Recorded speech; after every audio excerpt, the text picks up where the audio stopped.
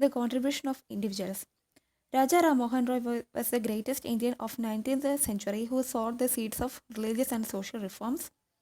He invested most of his talent and power towards the abolition of sati. He was in favor of widow remarriage and female education. Rajaram Mohan Roy's opinion was that only the freeing women and by treating them as humans would Indian society free itself from social stagnation. Next is Ishwar Chandra Vidyasagar. Ishwar Chandra Vidyasagar is the second most great social reformer in the 19th century. He advocated for widow remarriage, economic self-reliance, women education and prohibition of polygamy. It was with the joint effort of Rajaram Mohan Roy and Ishwar Chandra Vidyasagar that the Widow Remarriage Act was passed in 1856. Next is Bal Shastri Jambedkar. Bal Shastri Jambedkar, who was the first professor at Elephant College, Elphinstone College, Bombay, who condemned that the evil customs of sati and female infanticide was well trafficking in female children. He tried for the framing of laws to abolish these customs, but he believed that these evils could be removed only through the social reforms and by searching for some sanction in the Shastras that they could be acceptable for the people. Gopal Hari Deshmukh. Gopal Hari Deshmukh of Bombay prompted modern education by the establishment of dispensaries, maternity homes, and orphanages. Shashipada Banerjee. Shashipada Banerjee was a notable reformer of Bengal who worked for the cause of women, education, and widow remarriage. He himself married a widow when his first wife died. He arranged several marriages of widows and gave shelter to widows at his home. He was a pioneer in taking up welfare work for the labourers. Jyotirao Phule.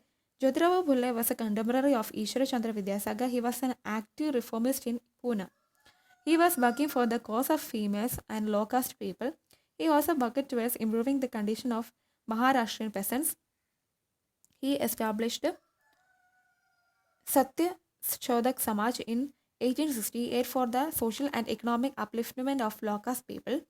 Rande, Telang, Logidavadi, Deshmukh, Bandrekar, and D.K. Karve were the prominent leaders of social reform movement in West, especially in Pune. Tilak and Gokhale also worked for the cause of upliftment of such people, but they were more engaged in political activities. V.R. Shinde V.R. Shinde initiated welfare work among the tribal people. N.M. Joshi and N.G. Chandravekar established the Bombay Social Service League, which was organizing night classes and recreational programs among mill workers in Bombay. Gandhiji became active in political as well as social fields in 1920. He worked for the upliftment of women and Harijans who fought for equality between women and men.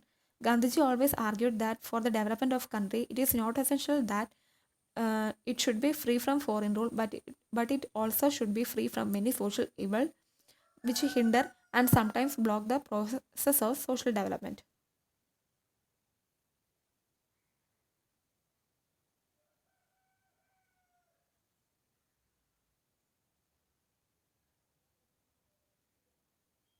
Next is organizations and contributions.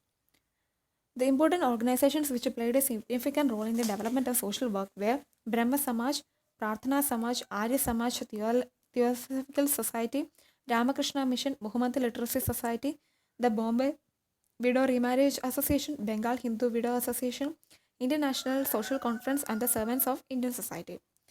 First one is Brahma Samaj. Brahma Samaj is founded by Rajaram Mohan Roy, who started the Miya Samaj in 1850, which grew into Brahma Samaj. It worked for the abolition of sati, widow remarriage, and women's welfare. Arya Samaj is founded by Swami Dayananda Saraswati in 1875. He opposed the caste system and child marriage. Theosophical Society was founded in 1881 in Madras by Madam Blavatsky and Colonel Olcott. Swami Vivekananda founded Ramakrishna Mission in 1897. 1897, which has started programs with education, treatment, and general help. The International Social Conference come into being in 1887. Though for discussion and implementation of social welfare programs. Gopal Krishna Gokhale, uh, who developed deep interest in the social services, established the Servants of Indian Society in 1905. The modern social work in India. The modern social work in India was introduced by the Christian missionaries in the 19th century beginning, when they started making houses for the orphaned children and destitute women and men. Indian social reformers like Shishipada Banerjee, Fulle, Kerve, etc. started building homes for widows. Some social organizations like Arya Samaj, Prarthana Samaj, and Ramakrishna Mission began to provide home for the needy. Religious organizations also played a significant role in providing institutional welfare services in India.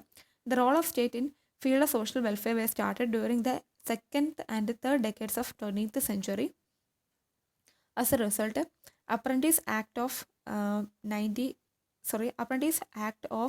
8050 for the employment of orphans and destitute, Reformatory School Act of 1870, which was provided training of destitute children and treatment of juvenile delinquent, Children's Act of 1870, abolition of sati in 1829, abolition of slavery in 1843, abolition of female infanticide and human sacrifice in 1870, Widow Remarriage Act in 1856, and Factory Act in 1881.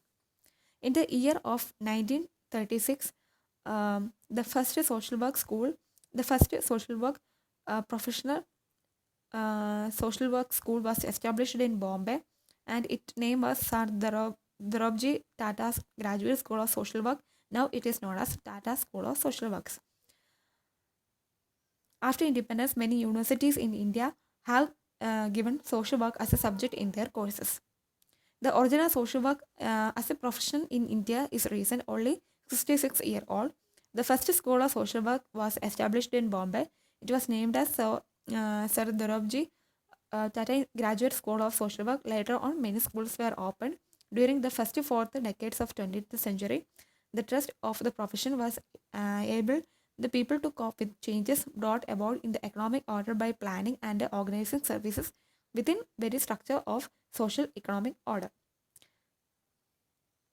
And the second review committee on social work.